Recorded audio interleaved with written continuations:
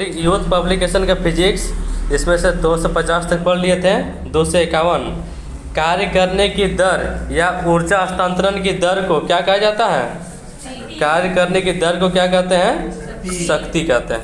कार्य करने की दर शक्ति कहलाता है। और कार्य करने की क्षमता क्या कहलाता है? ऊर्जा। जब कार्य करने की क्षमता पूछा जाएगा तो कार्य करने की क्षमता बराबर ऊर्जा होता है। ठीक है। नेक्स्ट क्वेश्चन, क्वेश्चन नंबर 252 बोला गया यदि कोई कारक t समय में W कार्य करता है तो उसकी पावर P बराबर क्या होगा? तो P बराबर W बटे क्या होता है? T होता है। तो ऑप्शन नंबर सी W बटे T, यानी P बराबर W बटे होता है T। लेकिन जब इसका नॉमरिकल बनाओ तो बनाना है mgh बटे किससे? T से। नेक्स्ट क्वेश्चन, क्वेश्चन नंबर 253 शक्ति यानी W बटे T, जहाँ W का अर्थ कार्य है। W का अर्थ क्या है? कार्य होगा। W का अर्थ कार्य यानी वर्क, या W है कार्य करने की दर।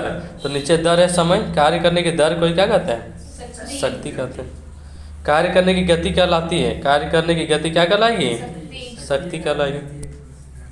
नेक्स्ट क्वेश्चन, क्वेश्चन नंबर 255 निम्न में से कौन सी भौतिक मात्रा किए गए कार्य की गति को मापती है? किए गए कार्य की गति को मापेगी, गति को मापेगी यानी शक्ति।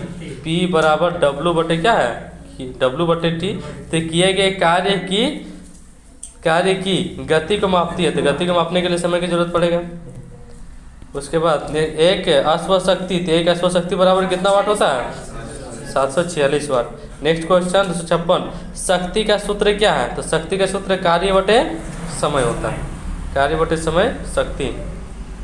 क्वेश्चन नंबर 257 निम्नलिखित में से कौन सी भौतिक राशि किए गए कार्य की दर कहलाती है? किए गए कार्य की दर को क्या कहते हैं? शक्ति कहते हैं। Next question, question number 258 Mohan का वजन 40 किलोग्राम है तथा वह 10 सेकंड में 50 सीढ़ियाँ चढ़ता है। तो यदि प्रत्येक सीढ़ी की ऊंचाई 15 सेंटीमीटर, तो मोहन की शक्ति ज्ञात कीजिए। तो अभी बोले कि शक्ति बराबर यूज करना है। यहाँ P बराबर, यहाँ W बटे T होता है, लेकिन mgh बटे किससे बनाना है? T से बनाना है। तो mgh बटे T से बनाएंगे तो mgh बटे T यानी m, तो द्रव्यमान कितना केजी दिया हुआ है? 40 किलोग्राम। द्रव्यमान 40 किलोग्राम इंटू जी का मान 10 इंटू ऊंचाई। तो ऊंचाई देखेंगे तो 50 सीढ़ी प्रत्येक 15 सेंटीमीटर करके, 50 सीढ़ी प्रत्येक 15 सेंटीमीटर, लेकिन यह मीटर में दिया हुआ है। इसमें मीटर में चेंज करके 100 से भागा, और बटे में पहले से ही T कितना दिया हुआ है? 10 सेकेंड। तो 10 से 10 कटा, यहाँ 100 से 1 जीरो 2 जीरो कट गया ना, 5 4 20, 15 दूनी 30, यानी 300 वाट हो जाएगा। नेक्स्ट क्वेश्चन, क्वेश्चन नंबर 259 यदि कोई लड़का 4 मिनट में 600 न्यूटन बल के साथ 20 मीटर की दूरी तय करता है तो लड़के द्वारा खपत की गई शक्ति कितनी होगी? तो शक्ति बराबर अभी क्या बोले? mgh बटे क्या होता है? T होता है। तो mg तो दिया हुआ है, कितना न्यूटन है? 600 न्यूटन इंटू यहाँ h कितना मीटर? 200 मीटर बटे टाइम कितना? 4 मिनट, 20 मीटर है ना, 20 मीटर। और T कितना है? 4 मिनट को सेकंड में चेंज करो, 60 से गुना कर दो, 60 से 60 कटा 10 बार में, 4 से 20 5 बार में, तो 5 है 50, तो कितना वाट हो जाएगा? 50 वाट। समझ में आ रहा है? Next question, question number 250 KG द्रव्यमान के एक लड़का 40 सीढ़ी 9 सेकंड में चढ़ता है, तो प्रत्येक सीढ़ी की ऊंचाई 15 सेंटीमीटर है। तो शक्ति क्या होगी? तो शक्ति बराबर अभी क्या बोले? mgh बटे T। तो m लिखना mgh बटे क्या होगा? T होगा। द्रव्यमान कितना केजी है? 50 इंटू जी का मान 10 इंटू ऊंचाई। तो ऊंचाई देखेंगे तो 40 सीढ़ी प्रत्येक कितना मीटर? 15 मीटर करके होगा, प्रत्येक 15 मीटर करके। तो उसको गुना करने से आ जाएगा कितना? 333.33। 15 नीचे 100 से भाग भी देना है, और टाइम जो 9 सेकंड दिया उससे भी भाग देना है। क्वेश्चन नंबर नेक्स्ट 261 उस भौतिक मात्रा का नाम बताए जो बल और वेग के गुणनफल के बराबर होता है। बल और वेग का गुणनफल क्या कहलाता है? शक्ति, बल और वेग का गुणनफल F बराबर m में होता है, लेकिन F बराबर mg भी लिखते हैं। तो F बराबर mg, तो m इंटू जी और वेग के गुणनफल मीटर, यानी विस्थापन, तो विस्थापन को ही तो मीटर में मापते हैं ना, mg h, तो mg h बटे t, तो शक्ति के बराबर होता है। Next question 262। एक 40 kg भार वाली लड़की 5 सेकंड में 5 मीटर ऊंची होने वाली सीढ़ियों पर तेजी से चढ़ती है, उसके द्वारा विकसित ऊर्जा कितनी होगी? mg h बटे t, तो 40 इंटू जी का मान 10 ले लेना है, h का मान 5 बटे भाग देना है 4 से तो 40 को काटेंगे 10 बार में, 5 गुना 100, तो कितना हो जाएगा?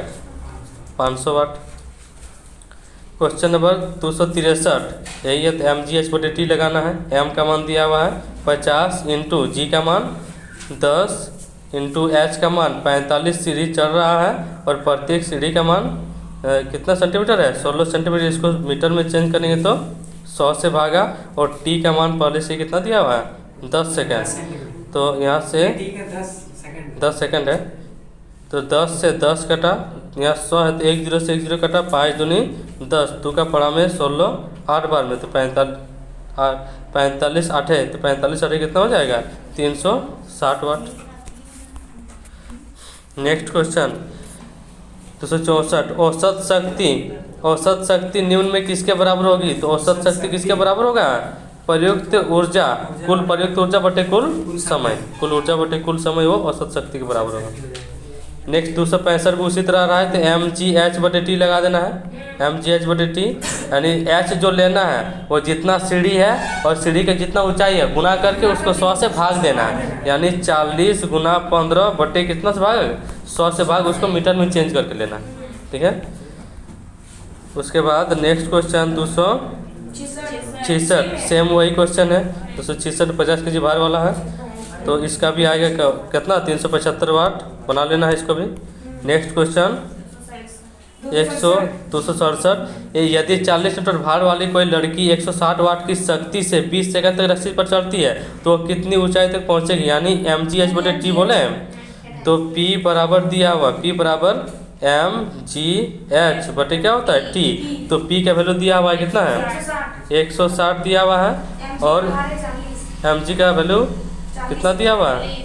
40 इंटू यहाँ h निकालना है, बटे में टाइम दिया हुआ है 20 सेकंड दिया हुआ है, तब यहाँ काटना पीटना है, आंसर आ जाएगा।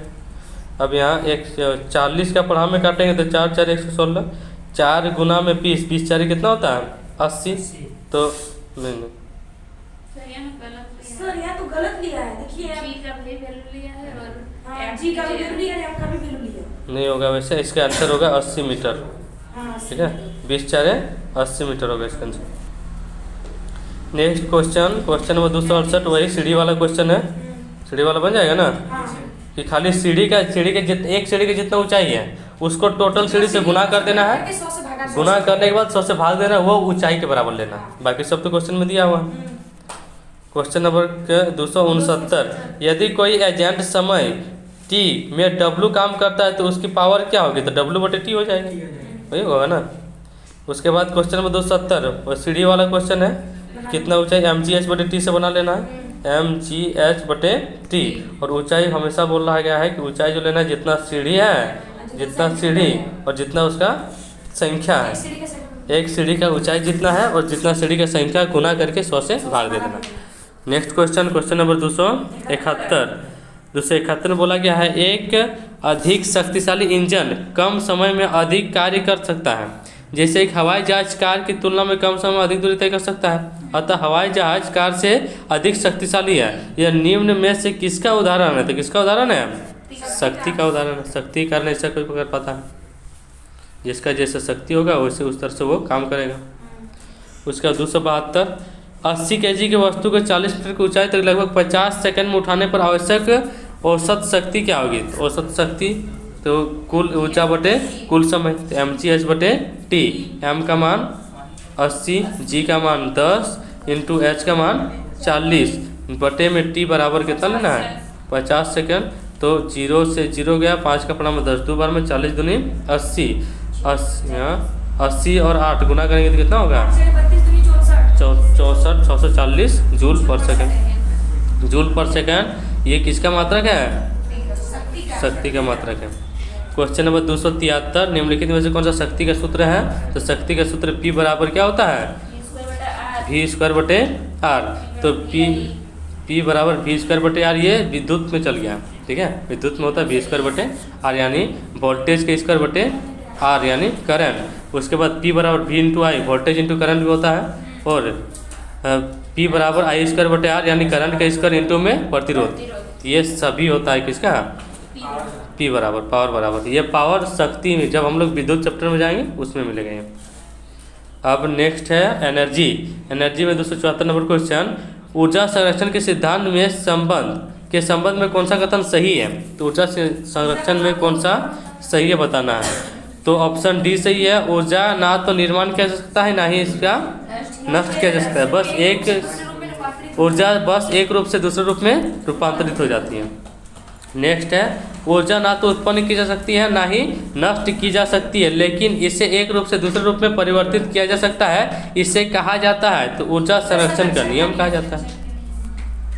क्वेश्चन नंबर 276, यदि वायु प्रतिरोध को नगण्य माने यानी निर्वात मान ले तो मुक्त रूप से गिरते हुए पिंड की स्थितिज ऊर्जा और गतिज ऊर्जा का योग कितना होगा? तो स्थितिज ऊर्जा और गतिज ऊर्जा का योग कितना होना चाहिए? स्थिर होगा। दोनों का योग क्या होगा? स्थिर, क्योंकि निर्वात में गिराया जाएगा तब।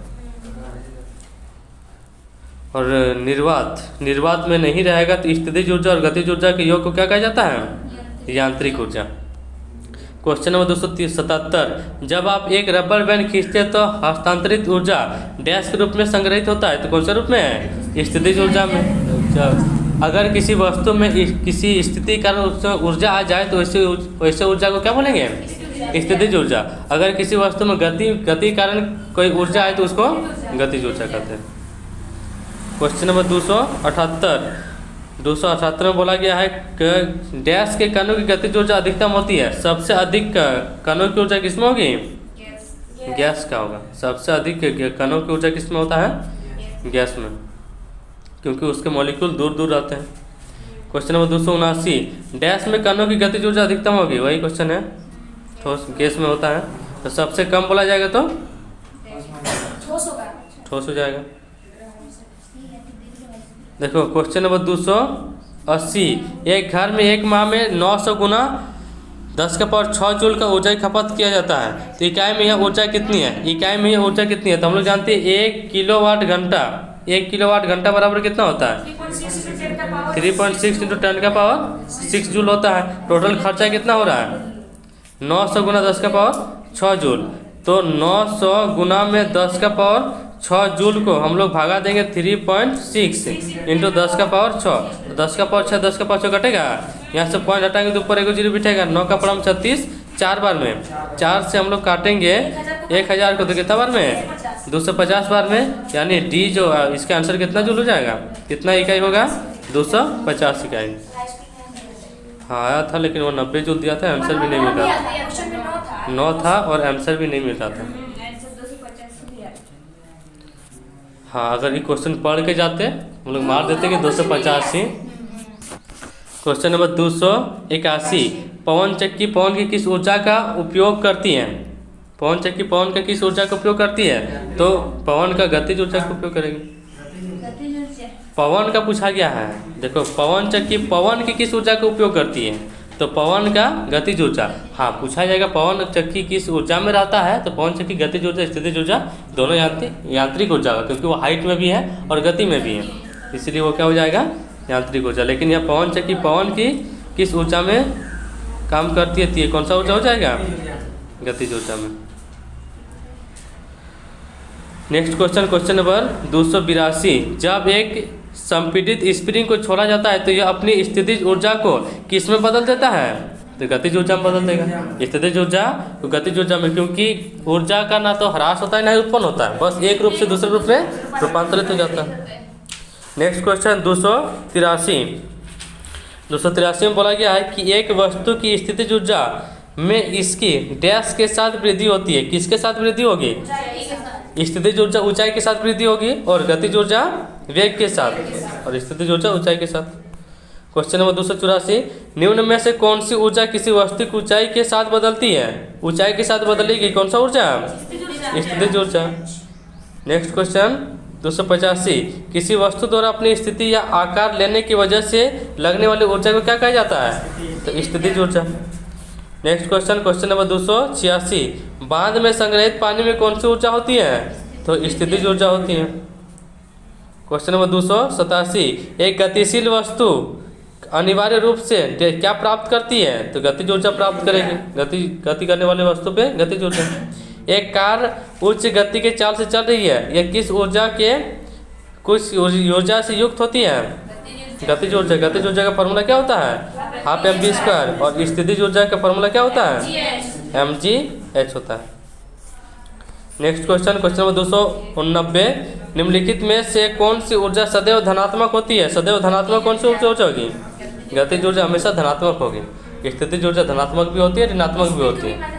हाँ, धनात्मक इसलिए धनात्मक ऋणात्मक तो स्थितिज ऊर्जा दोनों हो सकता है, लेकिन और स्पीड कभी माइनस में नहीं होगा, इसलिए वो धनात्मक में होता है।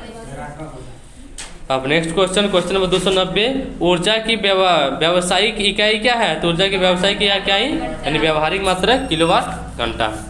व्यावसायिक इकाई, ये व्यावसायिक इकाई है, व्यावसायिक में उपयोग किया जाता है किलोवाट घंटा में।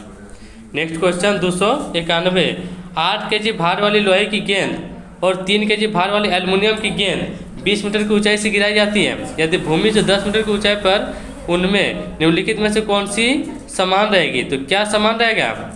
तो उनका त्वरण समान रहेगा। तो क्या समान रहेगा? त्वरण। बाद बाकी गतिज ऊर्जा, स्थितिज ऊर्जा, संवेग, ये तीनों क्या होगा? परिवर्तित होगा, अलग अलग होंगे। क्वेश्चन नंबर 292, जब एक दबी स्प्रिंग को छोड़ा जाता है तो वह स्थितिज ऊर्जा को बदल देता है किसमें? गतिज ऊर्जा में बदल देगा। नेक्स्ट क्वेश्चन नंबर 293, एक संपीड़ित स्प्रिंग में कौन सी ऊर्जा होती है? स्थितिज ऊर्जा होती है। संपीड़ित किया हुआ रहेगा तो स्थितिज ऊर्जा, संपीड़ित करके छोड़ देंगे तो स्थितिज को गतिज ऊर्जा में चेंज कर देता है। नेक्स्ट क्वेश्चन 294, किसके अनुरूप वस्तु की गतिज ऊर्जा में वृद्धि होती है? तो गति के अनुरूप गतिज ऊर्जा में वृद्धि होगा। नेक्स्ट क्वेश्चन नंबर 295, गतिशील वस्तु की गतिज ऊर्जा काइनेटिक एनर्जी किस पर निर्भर करती है? द्रव्यमान और वेग पर, क्योंकि हाफ mv² होता है। गतिज ऊर्जा बराबर क्या होता है? 1/2 mv²। तो द्रव्यमान और वेग पर निर्भर करता है गतिज ऊर्जा। नेक्स्ट क्वेश्चन नंबर 296, किसी जल विद्युत गृह में विद्युत ऊर्जा में रूपांतरित होने वाली ऊर्जा कौन सी है? तो गतिज ऊर्जा है। किसी जल विद्युत गृह में विद्युत ऊर्जा में परावर्तित होने वाली ऊर्जा कौन सी है? तो विद्युत ऊर्जा में परावर्तित होने वाली ऊर्जा जो है वो गतिज ऊर्जा है। गति के कारण जल विद्युत गृह में वो वहाँ पे टरबाइन घूमता है, गति करता है, तब तो बिजली में उत्पन्न करता है, इसीलिए वो किसमें आता है? गतिज ऊर्जा में, गतिज में हो जाता है। क्वेश्चन नंबर 297, निम्नलिखित उल्लेखनीय गतिविधियों में से किस स्थितिज ऊर्जा यानी पोटेंशियल एनर्जी को गतिज ऊर्जा में परिवर्तित किया जा सकता है? तो स्थितिज को गति में लाना है। एक पटाखे का विस्फोट करके ला सकते हैं? नहीं ला सकते हैं। एक टॉर्च को ऑन करना, टॉर्च को ऑन करके हम लोग किसी वस्तु को गिरा सकते हैं? मतलब स्थिति में जो है उसको गति में कर सकते हैं? नहीं कर सकते हैं। एक टॉर्च को ऑफ ऑन करके हम लोग किसी वस्तु को वस्तु को गति में ला सकते हैं क्या? नहीं ला सकते हैं। एक पेंडुलम का झूलना यानी ये किस स्थितिज ऊर्जा को गतिज ऊर्जा में परिवर्तित करता है? तो स्थितिज ऊर्जा गतिज ऊर्जा में परिवर्तित होता है। यहाँ पेंडुलम वो गतिज में चेंज हो जाता है। क्वेश्चन नंबर 298, यदि एक वस्तु का संवेग 3 गुना कर दिया जाए तो इसकी गतिज ऊर्जा क्या होगी?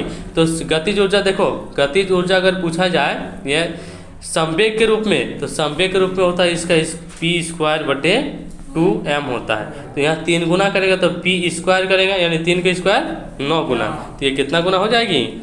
9 गुना हो जाएगी। पूछा जाए कितना गुना बढ़ जाएगी, तो कितना गुना बढ़ेगी? 8 गुना बढ़ेगी। क्वेश्चन नंबर 299, एक ऊपर उठाए गए हथौड़े के पास क्या होता है? स्थितिज ऊर्जा, हाइट में यानी स्थितिज ऊर्जा। क्वेश्चन नंबर 300, यांत्रिक ऊर्जा, गतिज ऊर्जा और किसका संयोजन है? तो स्थितिज ऊर्जा का। गतिज ऊर्जा या स्थितिज ऊर्जा के संयोजन को क्या बोलते हैं? यांत्रिक ऊर्जा बोलते हैं। ठीक है, बाकी पढ़ेंगे आगे।